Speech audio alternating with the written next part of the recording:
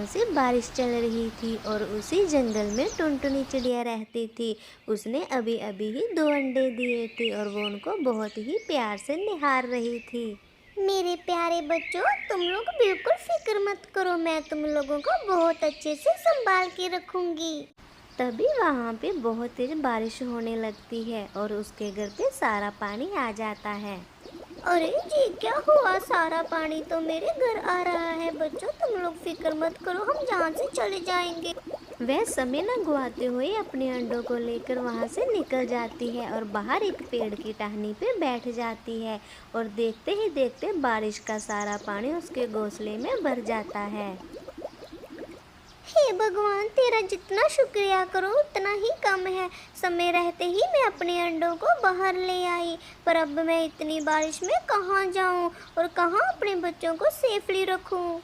फिर चिड़िया एक पेड़ के ऊपर बैठ के देखती है कि उसको कोई घर मिल जाए और कोई सुरक्षित जगह मिल जाए जहाँ पे वो अपने अंडों को रख पाए, मगर उसको कोई भी जगह नहीं दिखाई देती।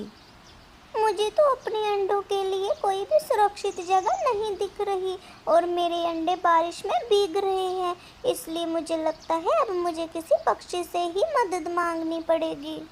ऐसे सोचते हुए टुनटुनी चिड़िया वहाँ से निकल जाती है और वो सबसे पहले गोरी के घर जाती है और गोरी अपने घर में बैठी हुई थी। दरवाजा खोलो बहन, मेरे अंडे बारिश में बाहर भीग जाएंगे। मैं तुम्हारे आगे हाथ जोड़ती हूँ, प्लीज बहन मेरी मदद करो। दरवाजा खोलो बहन, प्लीज। चिड़िया की आवाज़ सुनकर गोरी कहती है, आवाज से तो लगता है ये गरीब चिड़िया बोल रही है, पर मैं क्यों इसको अपने अंदर आने दूँ? ये तो नाटक कर रही है लगता, और नाटक करके मेरे बच्चों को भी खा जाएगी। अरे ओ गरीब चिड़िया, मैं तुम्हारी बातों में नहीं आने वाली। मुझे पता है तुम यहाँ पे क्या करने आई हो, इसलिए मैं तो दरवाज़ा बिल्कुल नहीं खोलूँगी। निकल जाओ जहाँ से। वहाँ से मदद ना मिलने के बाद टुनटुनी चिड़िया टूनी चिड़िया के घर के बाहर आ जाती है, मगर टूनी चिड़िया भी उसकी कोई मदद नहीं करती और उसको वहाँ से भगा देती है। सुनो टुन्नू बेटा, अगर आगे से कोई चिड़िया भी दरवाज़ा खटखटाए तो तुम बिल्कुल भी दरवाज़ा मत खोलना, और मेरी ये बात ध्यान से रखना। ये चिड़िया पागल है और हम सबको पागल बना रही है, हम किसी की मदद नहीं करेंगे। ऐसे निराश होकर टुनटुनी चिड़िया वहाँ से भी खाली हाथ चली जाती है और उसकी कोई भी मदद नहीं करता। मुझे माफ़ कर दो मेरे बच्चों, मैं तुम लोगों को सेफली नहीं रख पा रही, पर मुझे यकीन है कोई ना कोई पक्षी जरूर मदद करेगा। फिर वहाँ से टुनटुनी चिड़िया को एक मिट्टी का घर दिखाई देता है और वो उस मिट्टी के घर के बाहर आ जाती है और उसके घोंसले के अंदर चील अपने अंडों को लेकर बैठी थी। अंदर कौन है? प्लीज मेरी कोई मदद करो, मेरे अंडे बारिश में भीग जाएंगे। अरे ये तो चिड़िया की आवाज़ है, लगता है किसी मुसीबत में है। मुझे तो इसकी मदद करनी ही चाहिए, मगर ये मुझसे मदद क्यों मांग रही है? फिर चील को चिड़िया पे तरस आ जाता है और वो उसको अपने घर के अंदर ले आती है। आओ चिड़िया, तुम घर के अंदर आ जाओ, इसको तुम अपना घर ही समझो और तुम अपने अंडों की भी फिक्र मत करो। आपका बहुत बहुत शुक्रिया चील बहन, अगर आप मेरी मदद ना करती तो मेरे अंडों को क्या ही होता। आपका दिल से धन्यवाद। चिड़िया बहन, इसमें धन्यवाद की कोई बात नहीं। अगर हम एक दूसरे के काम नहीं आएंगे तो कौन आएगा? आप अपने अंडे भी मेरे अंडों के साथ रख दो। अच्छा हुआ आपने मेरे अंडे अपने अंडों के साथ रख ले, ऐसे मेरे अंडों को भी गर्माहट मिल जाएगी। चलो अभी सो जाते हैं।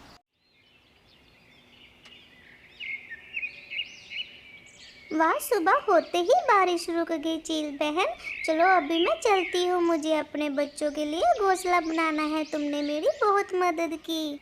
मगर टुनटुनी बहन, तुम अपना घोंसला कैसे बना लोगी? तुम्हें अंडों के साथ परेशानी होगी। आप अपने अंडे जहाँ पे ही रख दीजिए और आपके अंडे ऐसे सुरक्षित रहेंगे और आप अच्छे से अपना घोंसला बना लेना, और जब घोंसला बन जाएगा आप अपने अंडे ले जाना। ठीक है, जब मैं बाहर जाऊंगी तो तुम अंडों के पास रहना, और जब तुम बाहर जाओगी तो मैं अंडों का ख्याल रखूंगी। ऐसे में चील टुनटुनी चिड़िया की बात मान लेती है और वो उसका साथ देती है।